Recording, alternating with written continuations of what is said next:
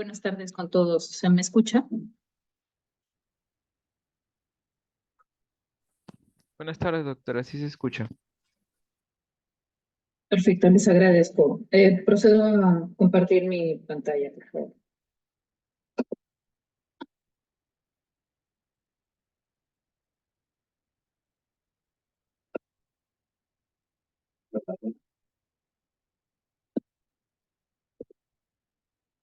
Bien, permítanme un segundito.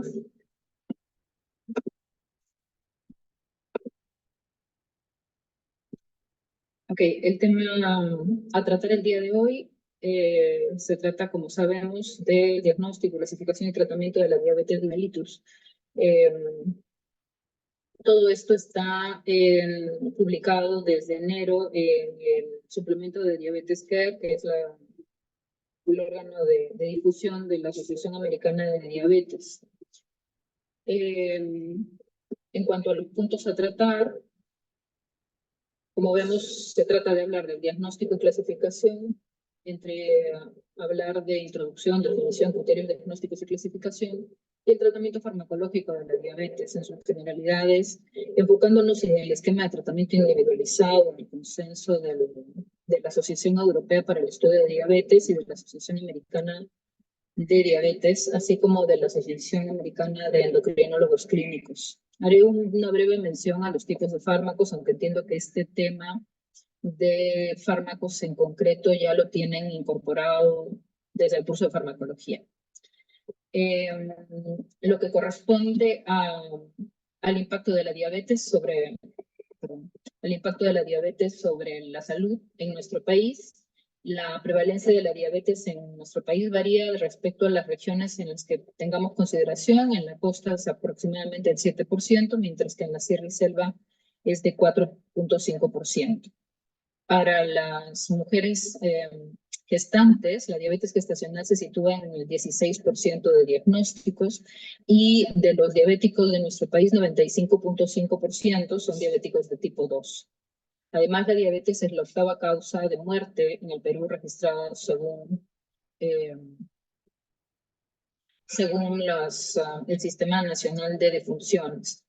Y es la primera causa de enfermedad renal crónica y de soporte dialítico. Ya desde antaño lo han vuelto a corroborar en el 2022 la Academia Nacional de Medicina, en su publicación en esta que han tenido en el 2022.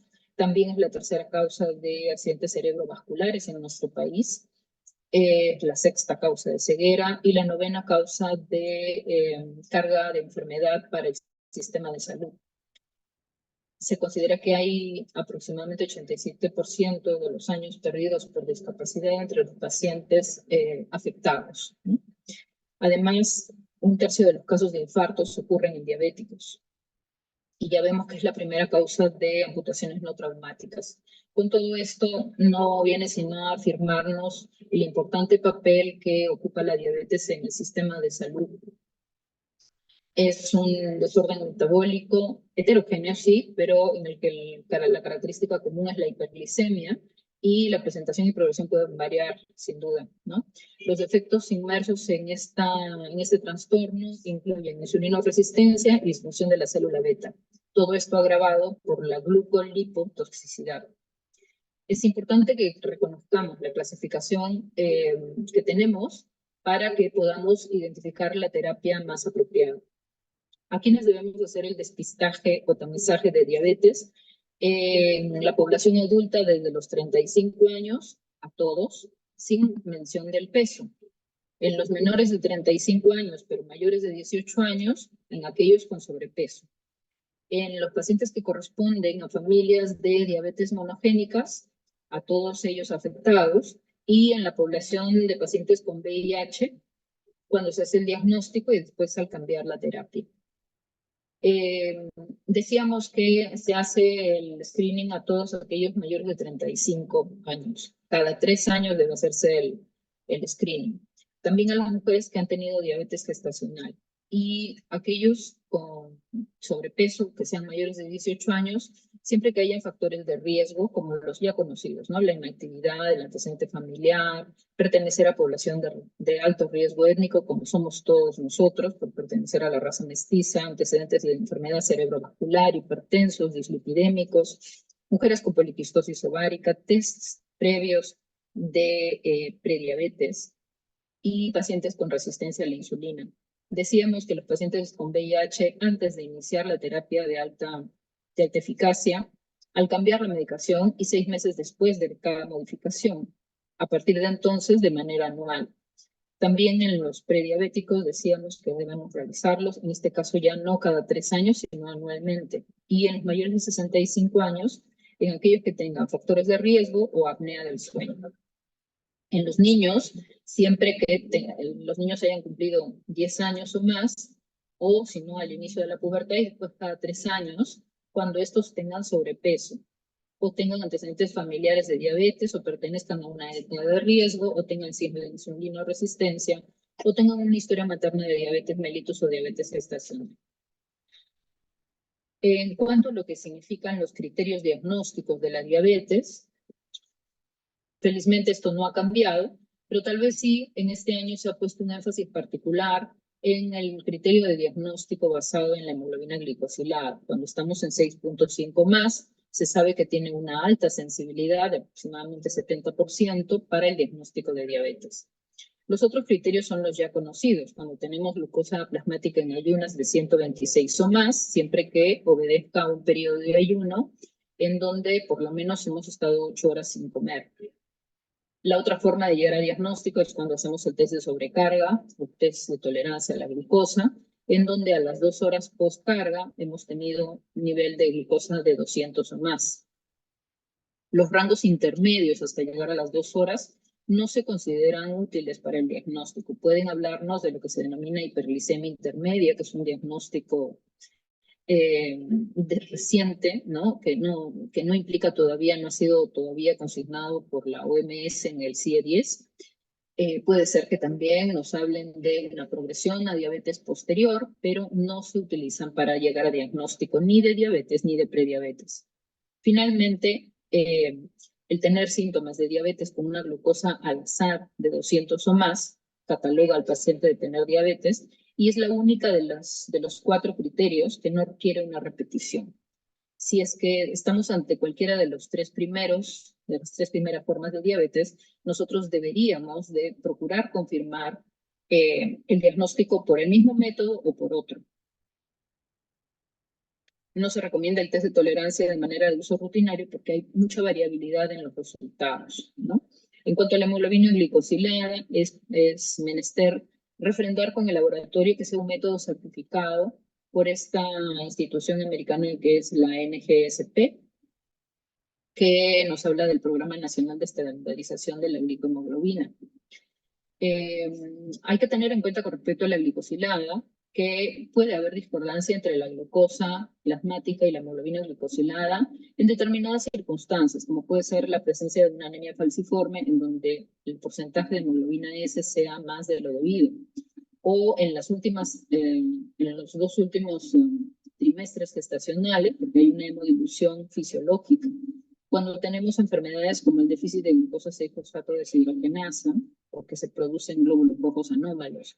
En el VIH, en la hemodiálisis, porque hay también una producción irregular de glóbulos rojos. En el uso de eritropoyetina, evidentemente el tiempo de vida de los glóbulos rojos va a estar acortado en las transfusiones recientes. En todos estos casos se recomienda el diagnóstico mediante glucosa. Y la hemoglobina glicosilada, además, trasciende en su importancia porque nos habla de pronóstico, ¿no?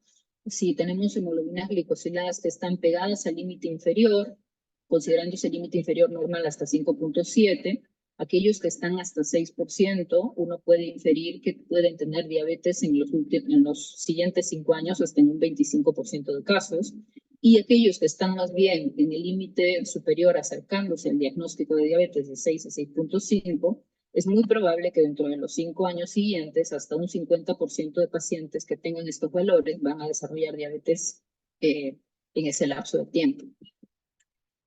Por supuesto, si sabemos los valores normales y sabemos los valores de diabetes, en esa zona gris que nos queda, estaríamos hablando de la prediabetes. Y la prediabetes tiene estas dos formas, la forma de glucosa plasmática en ayunas y la forma de test de tolerancia oral a la glucosa. Perdón, la forma de intolerancia a la glucosa, ¿no? Para hablar de glucosa plasmática en ayunas alterada, estamos diciendo que la glucosa está más de 100, pero menos de 126. Y para hablar de intolerancia a la glucosa, estamos diciendo que a las 2 horas la glucosa no está en rangos de 140, sino que lo sobrepasa, pero no llega a sobrepasar 200. Para hablar de hemoglobina glicosilada, otra vez rangos intermedios. Estamos hablando de más de 5.7, pero solamente hasta 6.4%, ¿no? Para hemoglobina glicosilada, cualquiera de estas tres situaciones nos habla de prediabetes. Ojo que para la OMS, la glucosa alterada en ayunas, no consideran ellos el valor límite de 100, sino 100, 110 o más. Y hasta aquí lo que compete a diagnóstico, ¿no? Criterios diagnósticos, vamos con la clasificación. La clasificación etiológica nos habla de 4 grandes grupos. Los diabéticos tipo 1, que conciernen también a los diabéticos llamados LADA, por sus siglas en inglés, Delayed Autoimmunity Diabetes in the Adult. Discúlpenme la mala pronunciación, pero la idea es que se trata de una diabetes de adultos con autoinmunidad tardía. Los diabéticos de tipo 2, el segundo grupo, tercer grupo, diabetes tipo específica, y el cuarto grupo, la diabetes gestacional. Cuando hablamos de diabetes de tipo específico, tenemos muchas etiologías relacionadas con este diagnóstico. Hablamos primero de defectos genéticos de la célula beta en cuanto a la función de la célula beta, que pueden ser diagnosticados en el transcurso de la vida como los MODY, o pueden ser diagnosticados los primeros 6 meses, como las diabetes neonatales. También incorporamos en este grupo las diabetes relacionadas con enfermedades del páncreas exocrino, las diabetes relacionadas con el consumo de fármacos, las diabetes debidas a endocrinopatías en general, las diabetes asociadas a defectos genéticos en la acción de la insulina, las formas poco comunes de la diabetes inmunomediada y otros síndromes genéticos, algunas veces asociados a diabetes. También están las infecciones relacionadas con daño pancreático. Y desglosaremos brevemente cada uno de estos tipos. La diabetes de tipo 1, a su vez, puede ser de 2 tipos. Está la inmunomediada, que es la clásica, la conocida, y también hay una idiopática no inmunomediada. La inmunomediada es la más común de las diabetes de tipo 1, puede ser de progresión inmediata o puede ser de evolución tardía, decíamos como los de los LAD. Ocupan entre 5 a 10% del total de diabéticos y se debe, como no, a la destrucción autoinmune de las células beta, ¿no? Encontramos, por supuesto, una pobre producción de insulina y, por lo tanto, una pobre producción de péptido C, y este es el método de diagnóstico bioquímico más utilizado. Al debut de una cetoacidosis, nosotros deberíamos de procurar hacer la medición de autoanticuerpos y claramente vamos a encontrar una alta prevalencia de anticuerpos al diagnóstico realizado en cetoacidosis. Claro está que hay muchos diabéticos de tipo 1 que no debutan, no llegan a debutar en cetoacidosis, sino que se hace el diagnóstico antes de que lleguen a la cetoacidosis. Existe, por supuesto, una fuerte asociación con los antígenos de histocompatibilidad. Hay formas de HLA que se relacionan mucho más, y estos dos que les he puesto aquí son los más frecuentes, el 0301 y el 0201. Son las asociaciones HLA más frecuentemente relacionadas con diabetes. Generalmente se produce el debut en jóvenes, pero esto no es excluyente, ¿no? Pueden haber hasta la 8ª o 9ª década de la vida el inicio de una diabetes de tipo LAD. Vemos aquí que el paciente característico está en una edad joven, que ha perdido peso, con un índice de masa corporal venido a menos, con normopeso, que debuta en cetoacidosis aproximadamente entre 30 y 50% de las veces, y que tiene una glicemia mayor de 360 al inicio del diagnóstico. Algunos arguyen que este tipo de diabetes sería consecuencia de infecciones virales, ¿no? Incluso el SARS-CoV-2 se ha relacionado con una mayor frecuencia de diabetes de tipo 1. Y es una enfermedad progresiva, no es de un curso abrupto, ¿no? Se requiere una predisposición genética, ya decíamos este HLA del cual hemos hablado, con un precipitante ambiental que puede ser una exposición vírica. Y resultado de esto, hay una serie de anomalías inmunes que se comienzan a presentar como anticuerpos dirigidos contra diferentes partes de la célula beta. En ese tiempo, en donde solamente hay autoinmunidad, hay normoglicemia, porque la cantidad de células beta afectadas es muy pobre, el paciente, por supuesto, está presintomático. Pero si hacemos un estudio bioquímico, pues no hay ni intolerancia a la glucosa ni glucosa en ayunas alterada. Progresa el daño de célula beta, y cuando estamos alrededor del 50% de células afectadas, ya hay una pérdida progresiva de la liberación insulínica y el paciente comienza a presentar prediabetes tardía, donde ya hay disglicemia, hay múltiples autoanticuerpos expuestos. En este momento, cuando ya tenemos disglicemia y sabemos que es de origen autoinmune, podemos utilizar este fármaco, el teplizumab, que es un anticuerpo monoclonal anti-CD3, que tiene ya estudios de fase 3 para, para procurar prevención de diabetes de tipo 1. Finalmente, cuando la masa de células beta llega a menos del 10%, se establece la diabetes. Ahí claramente vamos a tener una ausencia de péptido C y vamos a tener una hiperglicemia en un estatus sintomático, ¿no? Donde ya se cumplen todos los criterios del diagnóstico de diabetes. Vemos que hay varios anticuerpos que podemos hacer, ya hemos mencionado. El más útil por su prevalencia aparece varios años antes del diagnóstico y desaparece varios años después, es este antigap que les he puesto resaltado, pero no es el único que podemos utilizar. El más antiguo de todos estos ya está en desuso, es el uso de los autoanticuerpos contra células de islotes, ¿no? Los otros se pueden utilizar solos o en combinación. Y justamente cuanto más número de anticuerpos haya, es más fácil que evolucione el paciente, como lo dice aquí el título, ¿no? Si tenemos 2 positivos, hay 70% de posibilidad que en 10 años se desencadene la diabetes de tipo 1 y hasta 84% de posibilidades en 15 años. El otro tipo de diabetes mellitus tipo 1 es la estamos hablando hasta ahora de la diabetes inmunomediada y como tal puede acompañarse de otras enfermedades autoinmunes, permitiéndonos, el diagnóstico de enfermedad poliglandular de tipo 1, 2 o 3, ¿no? Cuando tenemos asociación con tiroiditis de Hashimoto y Addison, estamos hablando de la enfermedad poliglandular de tipo 2, con la enfermedad de Graves es la enfermedad poliglandular de tipo 3. Y todas estas otras que he puesto a continuación, que no son de estirpe endocrina, pueden también estar acompañando a las patologías endocrinas. Existe otra diabetes, la no inmunomediada o idiopática, en donde, claro, se buscan los anticuerpos, pero no se detectan al inicio y no hay tampoco asociación con el HLA. Es más frecuente en razas africanas o asiáticas y ocurre llamativamente que hay tiempos en los que el paciente no produce nada de insulina y por lo tanto hace cetosis y se le llama diabetes cetosis prone, y tiempos en los que sí recupera la capacidad de producir insulina y se comporta como un diabético de tipo 2, ¿no? Donde incluso puede haber respuesta a, entre comillas, a pastillas, ¿no? Aquí el requerimiento insulínico es variable. En cuanto a la diabetes de tipo 2, pues solamente para recalcar, ¿no?, la progresión de la patogénesis que se ha ido evolucionando en cuanto a las justificaciones fisiopatogénicas, ¿no? En mis tiempos, estoy hablando desde hace muchos años, sin duda, era el triunvirato, ¿no? Una gluconeogénesis incrementada a nivel del hígado, una insulinosecreción deteriorada a nivel pancreático y una disminución de la captación de glucosa a nivel muscular conllevaban a hiperglicemia. Actualmente se sabe que hay muchos otros actores inmersos en este trastorno. Aparte de los que ya hemos mencionado, tenemos un incremento del glucagón a nivel de las células beta, de las células alfa de los islotes.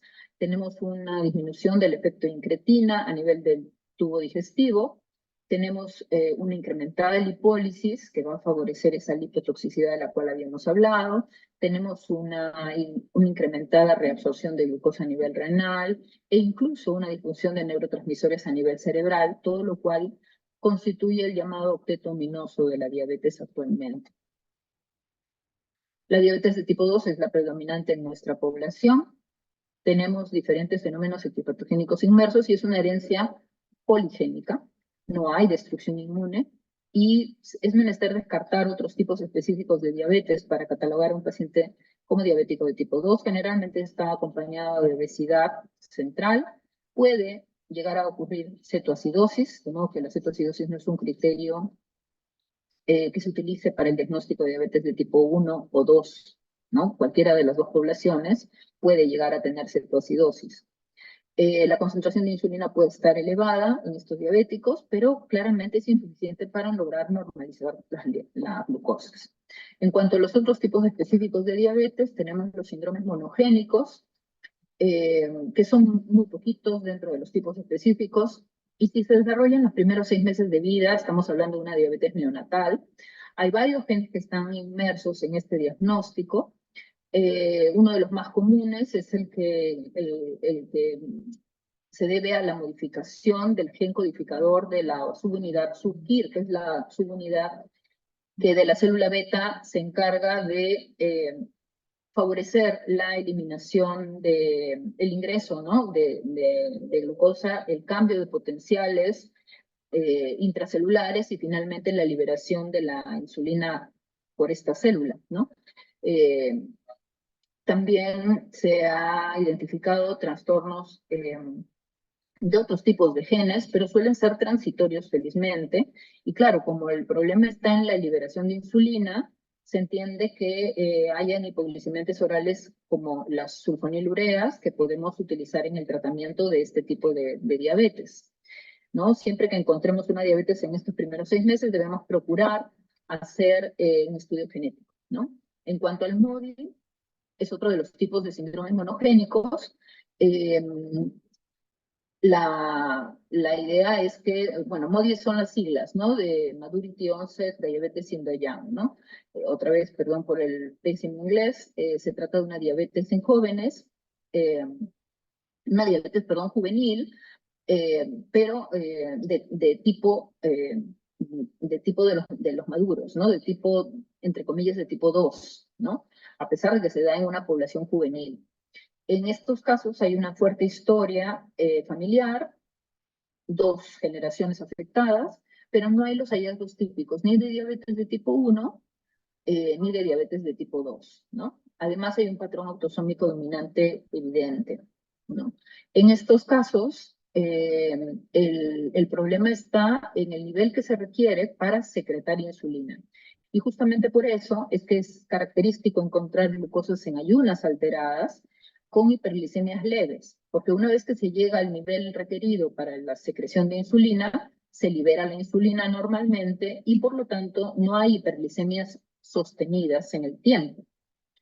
No hay autoanticuerpos, claramente. Aquí les muestro el cariotipo para identificar dónde están los efectos. Este cromosoma 7 es el que produce, se asocia a la síntesis de las enzimas inmersas en la fosforilación de la glucosa, especialmente en la glucokinasa, ¿no? El gen de la glucokinasa está afectado, estamos hablando del MODY2, que es el más común, y claro, como no se fosforila correctamente, pues entonces se necesita una gran cantidad de glucosa para que se dé este paso. Una vez que la glucosa es fosforilada, ya todo el mecanismo de secreción de insulina posterior al incremento de energía dentro de la célula beta se produce sin problemas, ¿no? Y de aquí que los MODY2 no necesitan tratamiento, ¿no? El factor nuclear hepatocitario 1A nos habla del trastorno del MODY3, el 4A, el factor nuclear hepatocitario 4A, que como vemos está en el cromosoma 20, nos habla del el MODY1, perdón, y este factor nuclear hepatocitario 1B del MODY de tipo 5. Acá en este esquema, todas estas afectaciones que estamos hablando, en realidad todos son de curso de los MODI, todos son de curso benigno. Puede haber un déficit progresivo de insulina en los MODI 3 y MODI 1 que hacen que sí respondan a sulfonilureas.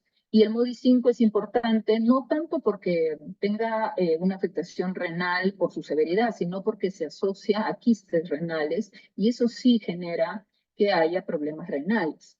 En este cuadro también nos muestra cuáles son las alteraciones neonatales más comunes y como vemos, muchos son de herencia autosómico dominante, aunque hay algunos autosómicos recesivos y otros ligados al X, y mayormente el tratamiento con sulfonilureas cuando son trastornos definitivos. Para diferenciar la diabetes MODI, en cuanto a su fenotipo, tener en cuenta la edad de inicio, que por ejemplo para los tipo 1 es de las primeras décadas de la vida y para los diabéticos de tipo 2 es en la población adulta. El MODI asociado a glucokinasa tiene hiperglicemias de ayuno desde el nacimiento y el MODI tipo 2, perdón, tipo 3 y tipo 1 oscila su diagnóstico entre los 10 y 45 años. Hemos dicho que los MODI no tienen autoinmunidad, de hecho los tipo 2 tampoco, y sin embargo los tipo 1 sí la presentan. La cetoacidosis es muy común ante la falta de insulina, evidentemente, y por lo tanto es común en los diabéticos tipo 1, es más bien rara en los diabéticos de tipo 2. En los MODI directamente no se observa en los tipo MODI 2, porque ya les digo que sí son capaces de formar insulina sin ningún problema, y es muy rara en los otros tipos de MODI. Diabetes en los padres, aunque no siempre está reportado en el MODI, cuando se evalúa, sí se encuentra alteraciones en los padres y los abuelos, ¿no? En cuanto a los niveles de péptido C, bueno, ya hemos dicho que son indetectables en los tipo 1, que están normales claramente, en el resto de diabéticos, tanto MODIs como diabéticos de tipo 2. Insulinoresistencia, común en los diabéticos de tipo 2 y más bien muy rara en los diabéticos de tipo MODI. Niveles de proteína C reactivo, normales en los diabéticos que no son los tipo 2, y tratamiento de primera línea, bueno, evidentemente si nos falta insulina es la insulina, si tenemos insulinoresistencia usamos insulinosensibilizadores, y en los MODI, dependiendo del tipo de MODI, puede ser que no sea requerida o que se utilicen sulfonilureas a dosis bajas. Este flujograma diagnóstico se planteó inicialmente para la población europea, pero ya lo publicaron también los americanos, y nos dice que si el paciente adulto tiene una sospecha de ser diabético de tipo 1, pues entonces hagamos autoanticuerpos. Y si estos anticuerpos son positivos, estamos lógicamente ante un diabético de tipo 1, pero si son negativos, entonces, tendremos que fijarnos en la edad del paciente y si el paciente es un paciente joven, buscar si se trata de una diabetes monogénica, una diabetes MODI. Si tiene un fenotipo que oriente hacia esto, dosar el péptido C. Y si tiene un péptido C que sea normal, más allá de 0,8, más allá de 0,6 en realidad, estamos hablando de que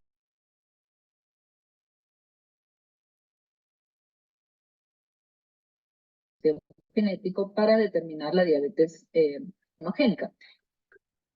Y si, ¿aló, me escuchan? Sí, doctora, sí se Por escucha. favor, confírmame que me están escuchando. Ah, doctora, sí se le escucha, disculpe. Perfecto, perfecto. Me entra una llamada y a veces se corta cuando están las llamadas. Y bueno, si es que tenemos un hallazgo, perdón, buscamos hallazgos fenotípicos de diabetes monogénica y no los encontramos, entonces verificar que se trate de un diabético de tipo 2, ¿no? Si tiene hallazgos de diabetes de tipo 2, pues entonces nos vamos al grupo que coincide con estas personas mayores, en donde la clasificación puede ser un poco clara y se plantea en estos casos repetir el péptido C cada 3 años para poder aclarar el diagnóstico, ¿no? Aquí les he puesto las equivalencias entre picomoles y nanogramos por decilitro, que es la forma como el sistema internacional cataloga a la reserva de péptido C, ¿no? Porque esta pues está en otras unidades, pero nos permite, ya vemos, aclarar la situación de si estamos frente a un diabético de tipo 2, que forma, por supuesto, grandes cantidades de péptido C, un diabético de tipo 1 que no la forma, o un paciente incierto en los que podemos tener un diagnóstico de tipo MODI, o en el transcurso del tiempo, confirmar si se trata de un tipo 2 o tipo 1. Las enfermedades de páncreas exocrino también son una de las formas en las que se puede presentar la diabetes. Todas estas están asociadas, la pancreatitis aguda y más que todo la crónica, neoplasias, hemocromatosis como enfermedad infiltrativa. Cuando es la hemocromatosis primaria va muy frecuentemente a diabetes, y la fibrosis quística, que merece una llamada especial porque debemos de tener en cuenta que el diagnóstico se debe hacer como screening en realidad, con test de tolerancia anual desde que los pacientitos tienen 10 años o más, ¿no? No se recomienda en realidad el uso de la hemoglobina glicosilada para el diagnóstico en este grupo de pacientes, y como se afecta el páncreas, entonces el tratamiento ideal en estos casos es el régimen de insulinas. En cuanto a los fármacos, bueno, realmente hay muchos fármacos usados en diferentes patologías que se pueden asociar al desarrollo de diabetes. Ya vemos que los fármacos de VIH, los fármacos utilizados para neumocistis carini, los fármacos utilizados como quimioterapia, como estos inhibidores de punto de control, las hormonas propiamente tiroideas, los agonistas beta, en el caso de los asmáticos, las tiazidas, la fenitoína, antipsicóticos con mucha más frecuencia, corticoides, como no, todos ellos son fármacos asociados al desarrollo de diabetes.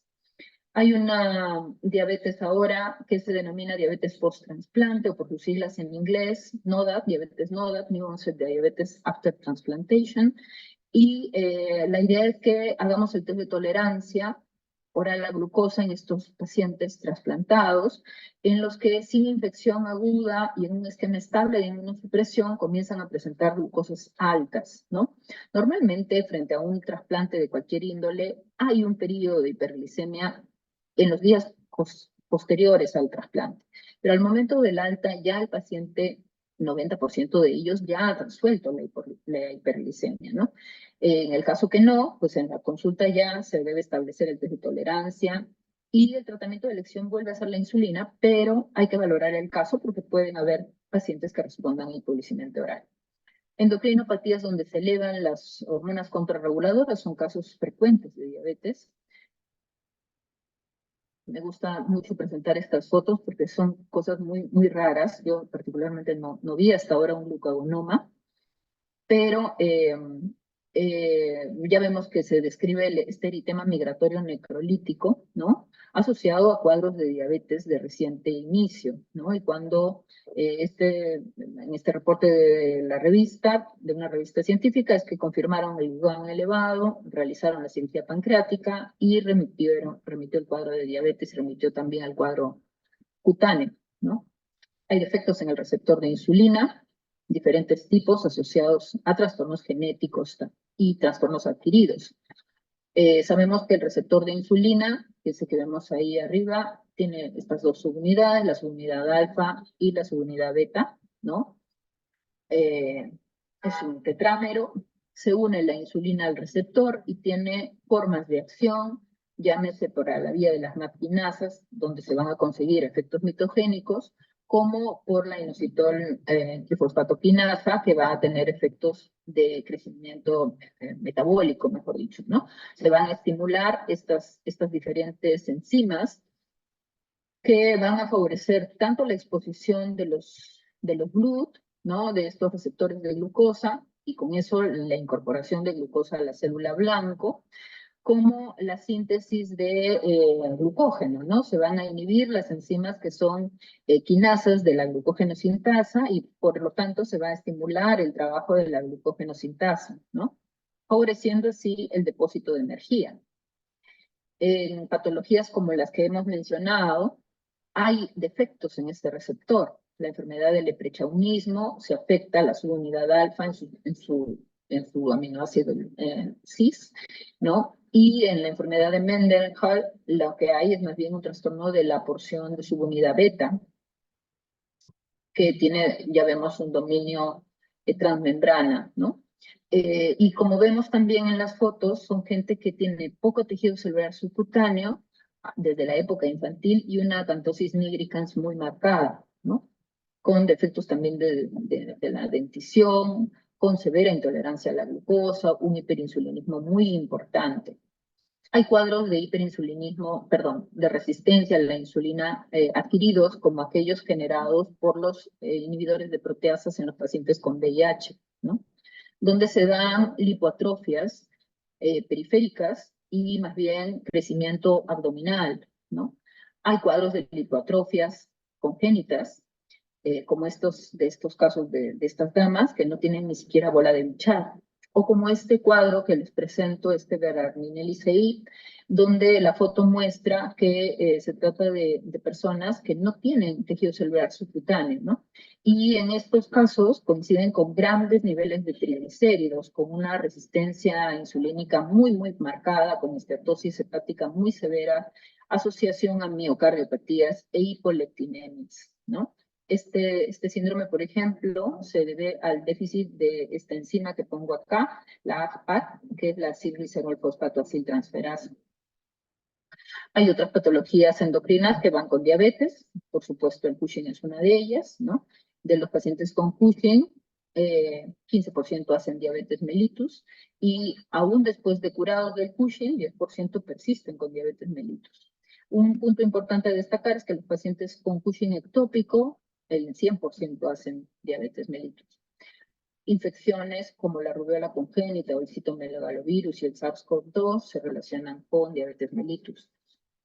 Formas raras, inmunomediadas, por ejemplo, este síndrome de Steadman o hombre rígido es una forma de esclerosis donde se presentan anticuerpos anti-GAT, ¿no? Y estos pacientes, además de tener este problema neurológico, además hacen la diabetes similar como la diabetes tipo 1. Y bueno, múltiples síndromes genéticos que están asociados que han sido descritos asociados a diabetes. La diabetes gestacional, tener en cuenta que se trata de cualquier grado de intolerancia a glucosa reconocida por primera vez durante el embarazo, sea en el segundo o tercer trimestre. En aquellas mujeres que cumplen criterios de diagnóstico en el primer trimestre se consideran no diabetes gestacionales, sino diabéticas de tipo 2. Hay que hacer la disquisición entre antes de las 15 semanas y después de las 15 semanas. Si antes de las 15 semanas nosotros evaluamos los factores de riesgo y vemos que hay suficientes factores de riesgo, debemos considerar testear para diabetes desde la primera visita, ¿no? Un metabolismo anormal de glucosa temprano puede identificar a pacientes con alto riesgo de diabetes. Y entonces, claro, además de hacer la glucosa en ayunas, tal vez también tendríamos que hacer el test de tolerancia oral a la glucosa, que nos sirve para identificar a los diabéticos. De todos modos, debemos procurar hacer el screening entre las 24 y 28 semanas en toda gestante, ¿no? Ahora, ¿qué screening usamos? Podemos usar diferentes tipos de test de tolerancia. Si obtenemos un diagnóstico de diabetes gestacional, tendremos que volver a repetir el test de tolerancia entre las 4 y 12 semanas después del parto. Además, esta es una oportunidad para cambiar el estilo de vida en las mujeres que han llegado a desarrollar diabetes gestacional. Los factores de riesgo para hablar de diabetes gestacional, todos los factores de riesgo que ya hemos conversado para las personas no gestantes. Los métodos de diagnóstico, les decía, ¿no? El más fácil es utilizar el test de tolerancia oral a glucosa de 75 gramos, en donde no hay necesidad de hacer un screening previo. Se utilizan 3 valores, el de ayunas, el de la hora y el de las 2 horas. Y en cambio podríamos utilizar el esquema de 2 pasos, que se utiliza en personas que no tienen factores de riesgo, en donde entre las 24 y 28 semanas hacemos un dosaje de glucosa a la hora después de una carga pequeña de solo 50 gramos, sin necesidad de ayunas. Y si la mujer sobrepasa 130 o más, entonces recién proceder al test de tolerancia de 100 gramos, donde podemos utilizar los valores, que como vemos son hasta 3 horas después de la ingesta, y tienen que ser 2 de 4 valores que sean positivos para hablar de diagnóstico. Mientras que si utilizamos el test de 75 gramos, basta uno solo de los valores para hablar de diagnóstico. Como vemos, hay una cierta discrepancia entre los diferentes métodos que podemos utilizar, ¿no? Llámese test de tolerancia de 100 gramos versus el de 75. El que sugiere la Asociación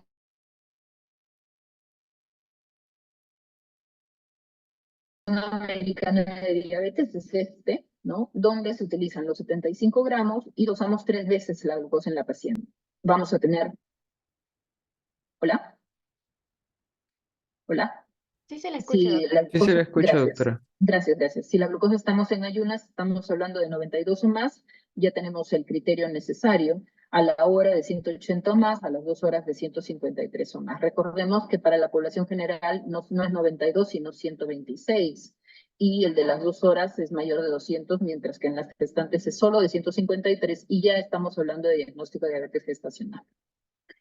Y bueno, vamos a lo del tratamiento, que acá, importante, y disculpen que sea tan reiterativa con los slides en inglés, pero bueno, lo que tenemos que procurar frente a un paciente diabético, nuestras metas de cuidado, se basan en diferentes puntos de apoyo.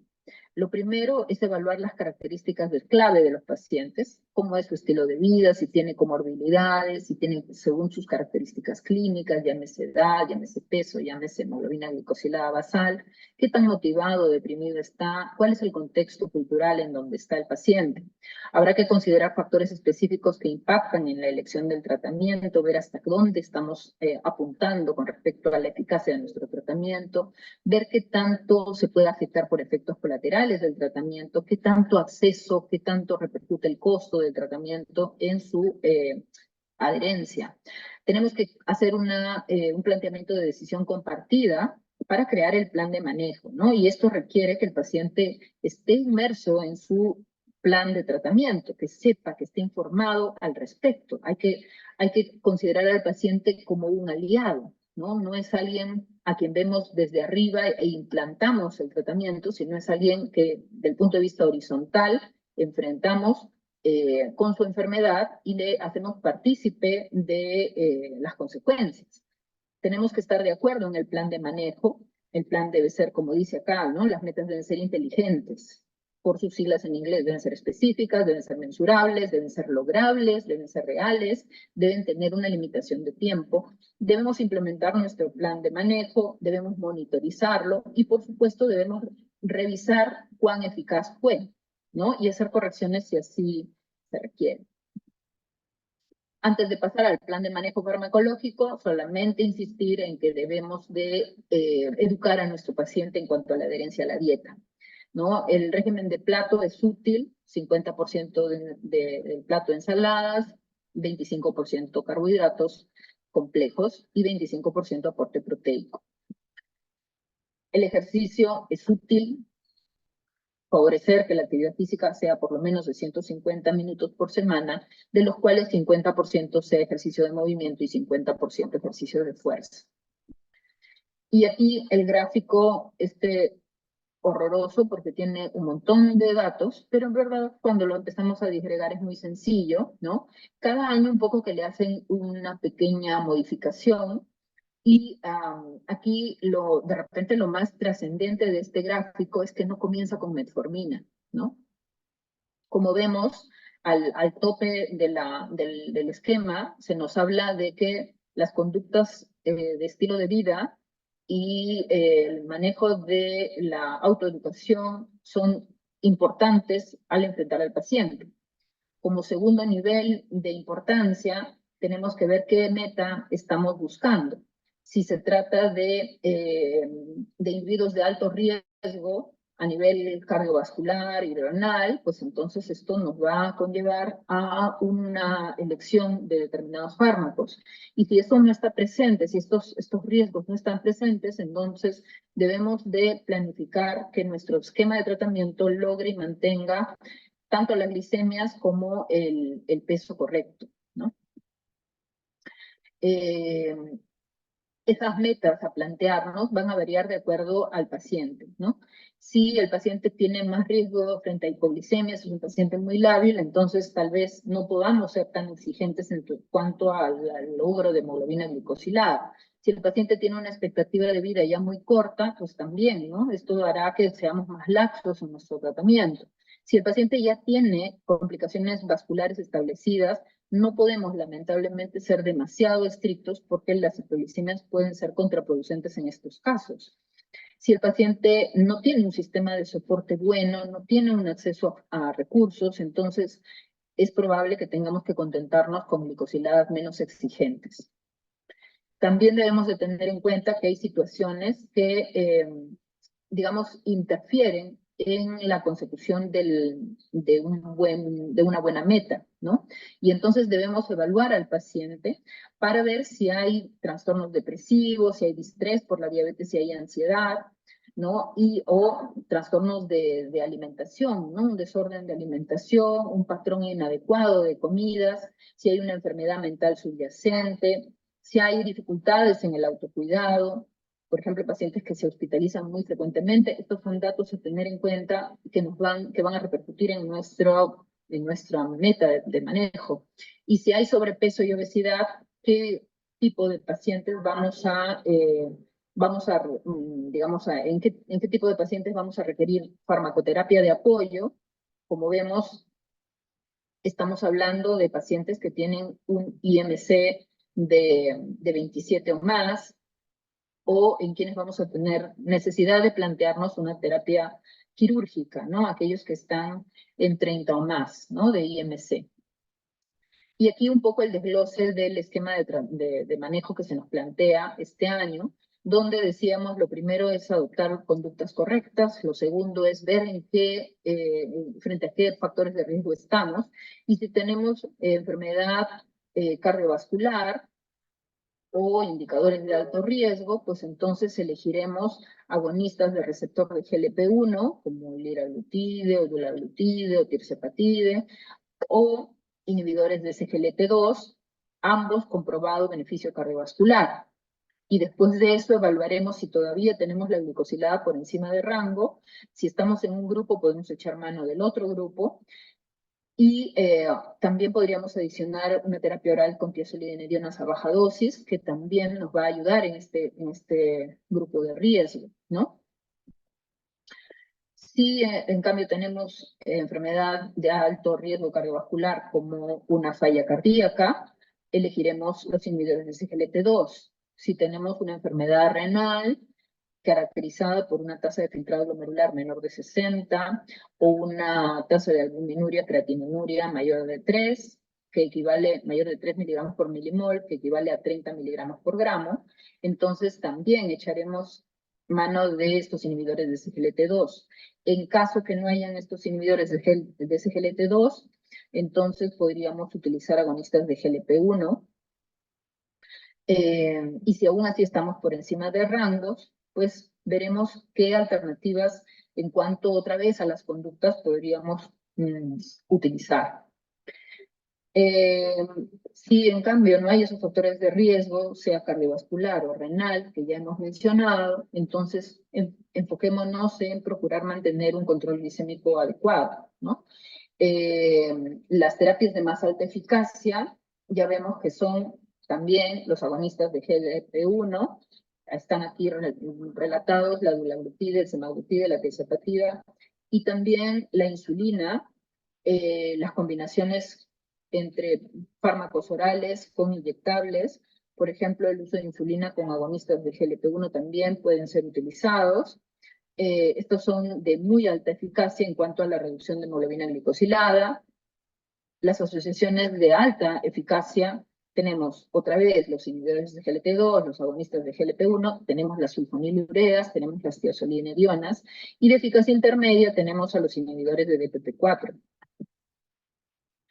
Si estamos buscando mejorar el control glicémico y también el peso, entonces, claro, tendremos en cuenta los consejos de estilo de vida, considerar medicación para pérdida de peso, trabajar en base a un programa de manejo de peso o considerar incluso las cirugías metabólicas. Y en cuanto a la medicación, usaremos las de muy alta eficacia en cuanto a la reducción de peso, como son la semaglutida y tirzepatida, las que tienen alta eficacia, como la dulaglutida y la liraglutida, las que tienen eficacia intermedia, como los inhibidores de SGLT2, y los que son neutros finalmente respecto a la ganancia de peso, como la metformina o los inhibidores de DPP-4. Hacia la parte final del esquema, decíamos que si ya se logró el control de los riesgos cardiovasculares, pero todavía tenemos problemas para la reducción de las glucosas, entonces tenemos que identificar las barreras, ¿no? ¿Qué parte de esta autoeducación y del entorno social del paciente está afectando su logro de objetivos, ¿no? Debemos considerar el uso de tecnologías. Ahora hay múltiples tecnologías para la adherencia a las metas glicémicas, y debemos identificar qué otros hándicaps de adherencia podríamos impactar para poder mejorar los objetivos de manejo. Esta gráfica no la voy a relatar, pero sí vamos a hacer pequeños apuntes respecto a los fármacos. Recordar que la metformina no se metaboliza, que es de eliminación renal, que se contraindica cuando la tasa de filtrado glomerular cae por menos de 30 mililitros minuto. Puede ocasionar diarreas, náuseas, puede asociarse también a déficit de B12 y es bastante eficaz en cuanto a la consecución de reducción de hemoglobina glicosilada, que ya vemos puede lograr hasta más del punto de glicosilada. La FDA todavía no apoya el uso de metformina durante la gestación. Los fármacos de tipo incretina, sabemos que es el efecto incretina, significa que la eficacia de formar insulina es mayor cuando se produce la elevación de glucosa dependiendo de la ingesta, más que si ponemos una glucosa endovenosa. No hay ese efecto incretina cuando ponemos la glucosa endovenosa.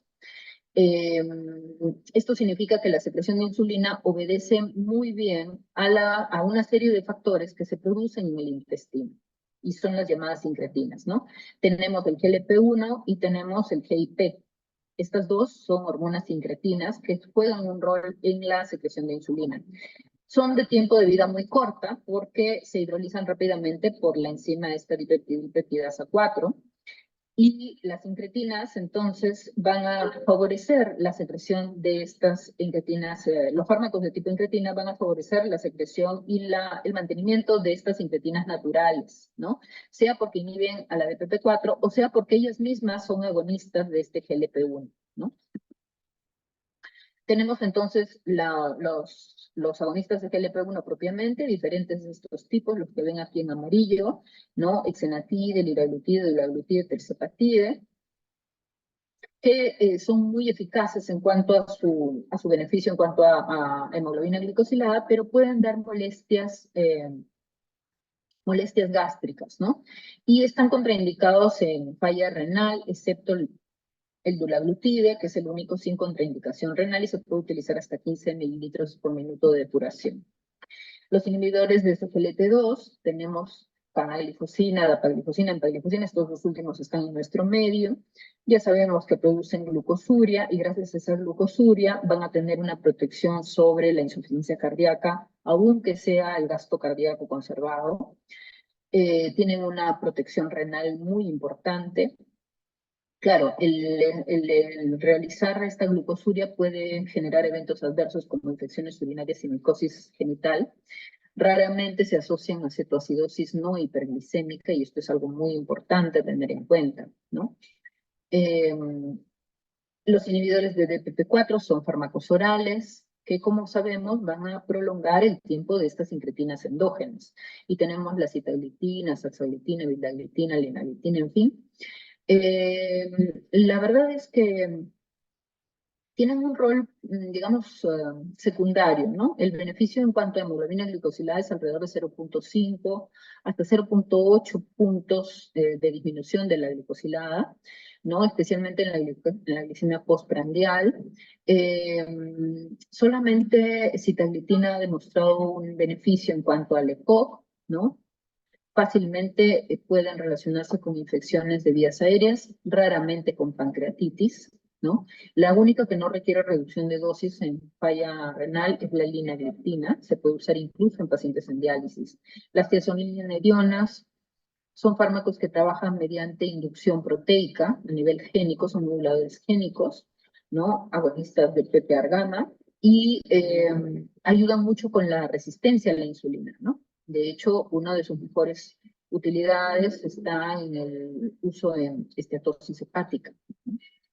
Las sulfonilureas son de los fármacos que van cayendo un poco en desuso. Sabemos que son secretagogos de insulina, ¿no? Y claro, esto hace que los eventos adversos asociados sean justamente los, los del hiperinsulinismo, llámese hipoglicemia, llámese ganancia de peso, ¿no?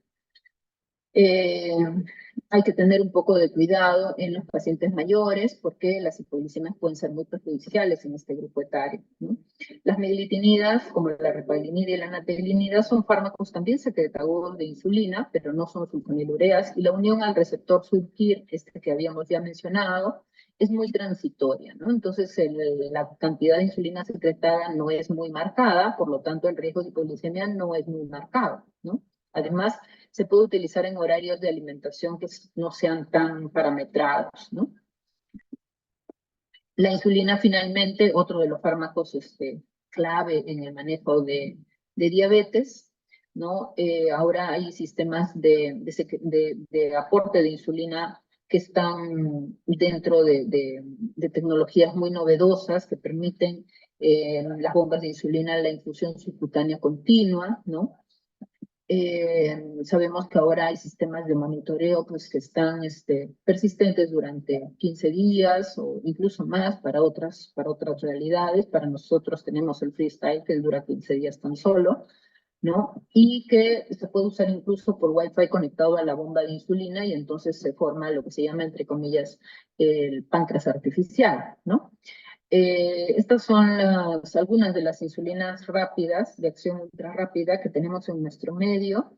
Ya vemos que son muy similares en cuanto a su farmacocinética, comienza su acción entre 5 a 15 minutos, tienen su pico de acción entre los 30 y 90 minutos después de aplicados y la duración es de 4 a 6 horas. Y si las comparamos, porque estas son análogas, con la insulina regular, vemos que la prolongación de la acción de la insulina regular puede lograr 6 horas fácilmente, en algunos casos hasta 10, pero el inicio del pico de acción es muy tardío, y en cambio, por lo menos media hora, y en cambio las ultra rápidas son, así como lo dice su nombre, de inicio muy precoz, el pico muy rápido y la acción dura muy corto plazo, con lo cual disminuimos las chances de tener hipoglicemias postprandiales tardías. Las insulinas de acción intermedia y prolongada, tenemos la de acción intermedia, la famosa NPH, que está en todos nuestros hospitales, por muy pobres que sean. Tenemos la insulina glargina, que, bueno, sabemos que se ha modificado, ¿no? Las argininas terminales, y esto hace que el tiempo de acción se prolongue hasta 24 horas frente a la NPH, que tiene un tiempo de acción de solamente 12. Está la insulina de Temir también, ¿no? Que se unió al ácido mirístico y también hace que su tiempo de acción sea de 24 horas. Está la insulina de Gludec, que tiene un tiempo de acción mucho más prolongado, de hasta 5 días, ¿no? Hay una insulina glargina U300, que también tiene una duración de acción de hasta 5 días. No significa que se deba de aplicar cada 5 días. Significa que si se mantiene aplicando cada 24 horas, se mantiene estable durante los 5 días y por lo tanto no requiere una aplicación exacta de 24 horas, como es en la insulina glargina tradicional, ¿no? Una vez que se alcanza, como vemos, la estabilidad, ¿no? De ahí sí la curva de concentración es muy, muy estable, ¿no? Si la comparamos con la insulina NPH, ya vemos que el pico de acción ocurre entre las 4 y 8 horas y decae su acción hacia las 12 horas. Si la comparamos con Detemir y Glargina, estamos hablando de una duración de alrededor de 24 horas.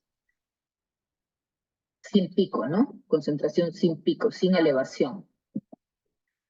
Y bueno, este gráfico que después ustedes, si gustan, porque van a tener esta charla, pueden desglosar y leer con calmita.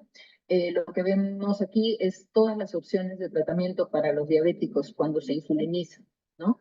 Por ejemplo, cuando tenemos múltiples, el régimen, el inicial, ¿no? El que pone allí MDI, cuando hay múltiples inyecciones diarias, sea con insulinas de acción lenta, más rápida, ¿no? O ultra rápida, vamos a tener un régimen que es flexible, con poco riesgo de hipoglicemia y con altos costos, cuando usamos una insulina análoga, ¿no? En cambio, si utilizamos NPH con insulinas de acción corta, como en la tercera línea, vamos a tener menor flexibilidad, vamos a tener un riesgo de hipoglicemia que es menor, pero los costos también van a ser cortos, pocos costos. Si utilizamos una insulina premezclada, en realidad no tenemos flexibilidad, pero también nuestro riesgo de hipoglicemia es pobre y nuestros costos son muy pequeñitos. En cambio, si utilizamos un sistema de tecnología híbrido de asa cerrada, como ponemos acá en la antepenúltima línea, vamos a ver, estos son estos sistemas de tecnología que tienen el sensor de glucosa y tienen a la vez la bomba de infusión, ¿no? Y lo que se comunican entre ellos, y es como que los aparatos toman la decisión, ven el nivel de glucosa, ven la tendencia de glucosa y se decide, gracias a que uno introduce tan solamente la información de qué es lo que va a comer, cuánto de insulina se va a aplicar al paciente, ¿no? Tienen una alta flexibilidad y tienen un muy bajo riesgo de hipoglicemia, pero también los costos son sumamente elevados, ¿no? En realidad aquí hay para todos los bolsillos, diríamos, ¿no? Hay nuevas insulinas también. Todavía, de hecho, la insulina inhalada ya está en el mercado en Estados Unidos, ¿no? Y la insulina Icodec está en fase 3 ya. Seguramente que este año que viene, el 2025, ya sale a la venta. Como ven, la acilación que tiene la insulina Icodec, o sea, acilación se le llama porque se une la molécula de insulina que ha sido modificada a un ácido graso, ¿no? Y eso le permite una estabilidad en el plasma muy larga, ¿no? Un tiempo de vida medio de una semana, ¿no? Entonces, tenemos una insulinemia basal prolongada, donde esto sí no se requiere aplicar día a día, sino que podemos aplicarlo una vez por semana, ¿no? Hay también presentaciones de asociación como estos que pongo aquí abajo, como la IGLA Bilixi, ¿no? Que es el llamado Soliqua, donde se combina glargina con lisixenatide, ¿no? Y está el IDEC-LIRA, que combina degludec con liraglutide, o sea, estamos combinando GLP-1, agonistas de GLP-1, con insulinas de acción prolongada, con lo cual se cubre la insulinemia basal y también la insulinemia postprandial, ¿no? Y bueno, en realidad lo que es importante tener en cuenta en cuanto al tratamiento es que depende del paciente, del estilo de vida que lleve el paciente, de las comorbilidades que tenga para que elijamos determinados grupos de fármacos. Y bueno, eso sería todo lo que quería compartirles. Si tienen alguna pregunta. Doctora, una consulta. Sí, sí, le escucho. Ahí. Con respecto en el caso de presentar una diabetes mellitus en la etapa adulta, ¿cómo haría la disociación clínica para yo diferenciarla con la diabetes tipo 2? En el caso de que normalmente estos casos suelen tener un poco de similitud con la diabetes mellitus tipo 2. O sea, si tú tienes un diabético que debuta en la adultez, tú obviamente piensas primero que se trata de un diabético de tipo 2. Claro, puede ocurrir que este diabético haya debutado en cetoacidosis, ¿no? Si debuta en cetoacidosis, evidentemente la cetoacidosis implica que no tiene una insulinopenia, que tiene, mejor dicho, una insulinopenia tal que ha obligado a su cuerpo a usar vías metabólicas donde se produce glucosa sin insulina, ¿no? Puede ser que se trate de un tipo 1. Habría que ver cuál es el contexto previo, ¿no? Si el paciente ya venía con sobrepeso, porque tener en cuenta que las hiperglicemias sostenidas producen lo que se llama glucotoxicidad, atontan al páncreas, entre comillas, y hacen que no sea capaz de producir insulina.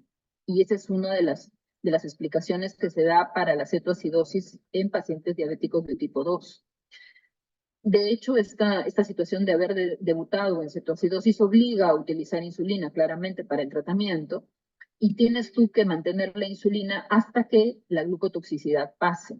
Cuando ya los niveles glicémicos se mantienen dentro de la normalidad de una manera constante, estando el paciente con insulina, ¿no? Tú puedes seguir con el tratamiento insulínico 2 semanas más o menos, hasta que vuelves a reevaluar péptido C, ¿no?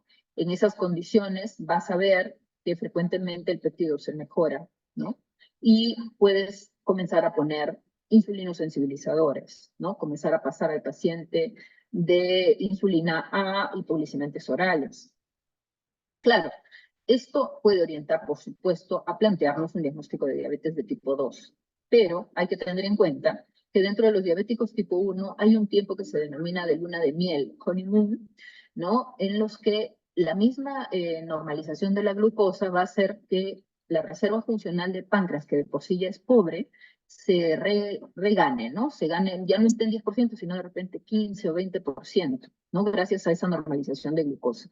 Y entonces vas a tener un tiempo en el que el diabético, siendo tipo 1, pueda responder incluso con la disminución de insulina y un tiempo corto a uso de solamente hipoglicemiante oral o dieta, ¿no? Claro, después vuelve a establecerse la insulinopenia, ¿no? Entonces, una vez que tú tienes un valor de péptido C, tú debes de volver a revisar ese péptido C, porque no, muchas veces no es suficiente para poner el rótulo.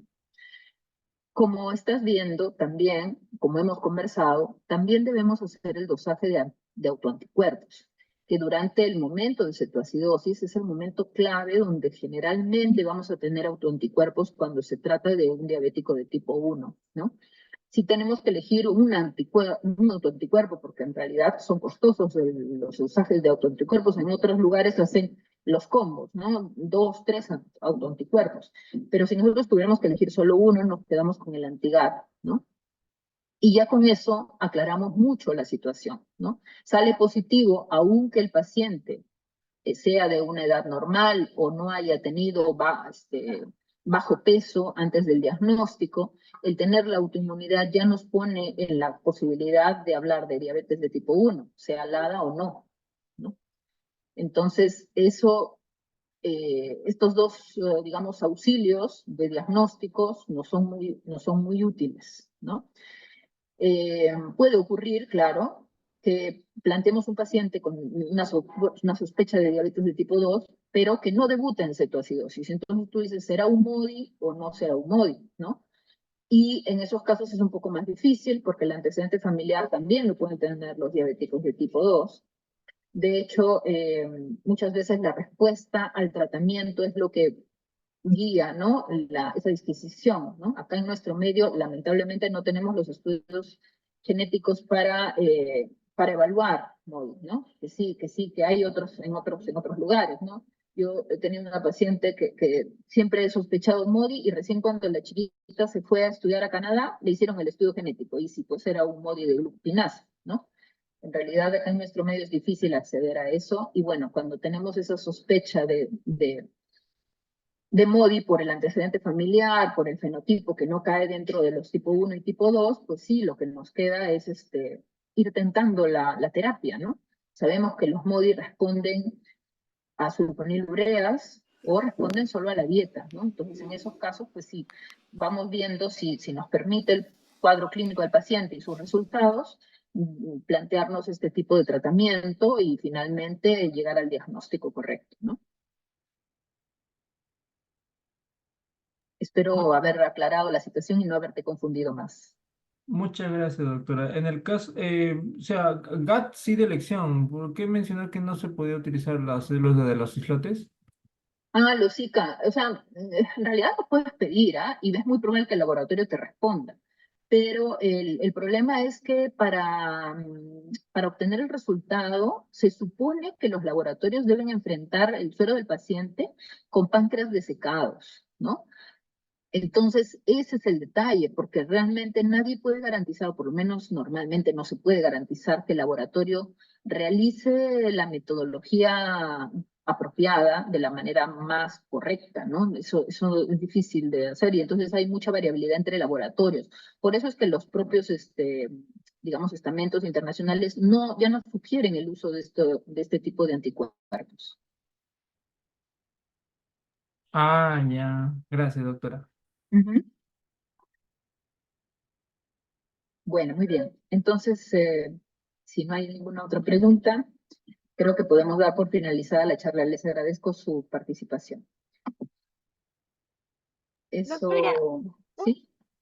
una consulta. ¿Cree que podría pasar sus diapositivas? Sí, sí, sí. El día de mañana les doy a los jóvenes que están conmigo en la práctica, ¿sí? Listo, doctora, muchas gracias. Bien, hasta luego. Que estén bien, ¿eh? Hasta luego, doctora, buen día. Muchas gracias, doctora.